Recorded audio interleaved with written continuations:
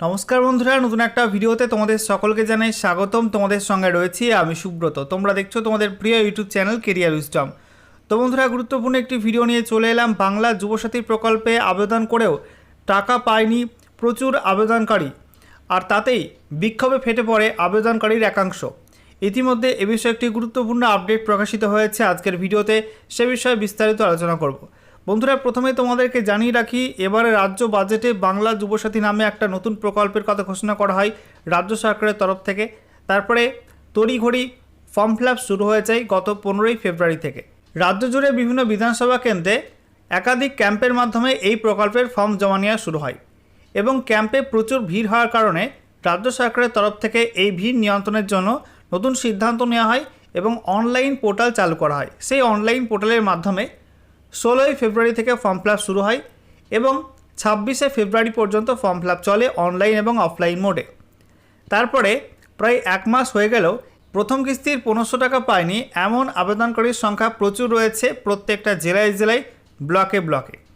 আর এই সমস্ত আবেদনকারী প্রায় এক মাস ধরে অপেক্ষায় ছিল যে কবে টাকা আসবে। অনেকেই টাকা পেয়ে গেছে, এখনও টাকা আসেনি। তো এর মধ্যে একটি ব্লক থেকে গুরুত্বপূর্ণ আপডেট উঠে আসছে যে সেই ব্লকে কিন্তু আবেদনকারী যারা এখনও পর্যন্ত টাকা পায়নি তারা ব্লক অফিসে গিয়ে বিক্ষোভ দেখিয়েছে। তো কী কারণে বিক্ষোভ দেখিয়েছে, কী কী দাবি ছিল তাদের, এবং বিক্ষোভ দেখানোর পরে আধিকারিকদের তরফ থেকে কী কী আশ্বাস দেওয়া হয়েছে, এই প্রকল্পের টাকা কি তারা পাবে, কী কী বলা হয়েছে আধিকারিকদের তরফ থেকে, সমস্ত কিছু পরপর তোমাদেরকে জানাবো আজকের এই ভিডিওটার মাধ্যমে। তো ভিডিওটা ভালো লাগলে এবং ইনফরমেটিভ বলে মনে হলে অবশ্যই তোমরা ভিডিওটি একটি করে লাইক করে দেবে, অবশ্যই ভিডিওটি প্রচুর শেয়ার করে দেবে।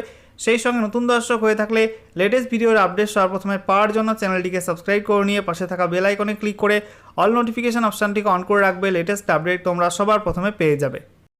বন্ধুরা, অনস্ক্রিন তোমরা দেখতে পাচ্ছ গুরুত্বপূর্ণ একটা আর্টিকেল, যেখানে বলা হচ্ছে মেলেনি যুবসাথীর টাকা, বিক্ষোভ ব্লক অফিসে।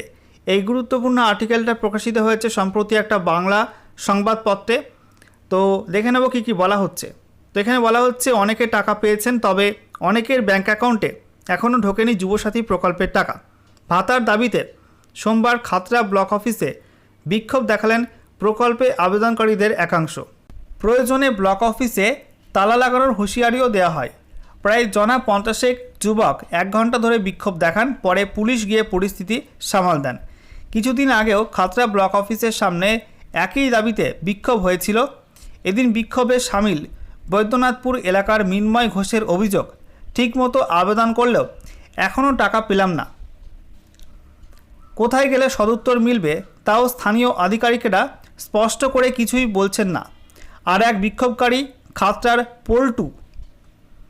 পল্টু ঘোষের অভিযোগ, প্রশাসনের গাফিলতিতেই তাদের এই পরিস্থিতি।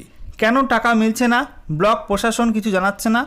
পরিস্থিতি না বদলালে আরও বৃহত্তর আন্দোলনে নামবেন। এলাকার কয়েক হাজার যুবক যুবতী এখনও প্রকল্পের টাকা পাননি বলে দাবি তারা। বিষয়টি নিয়ে খাতড়া ব্লক প্রশাসনের এক আধিকারিক বলেন, বিষয়টি খতিয়ে দেখা হচ্ছে।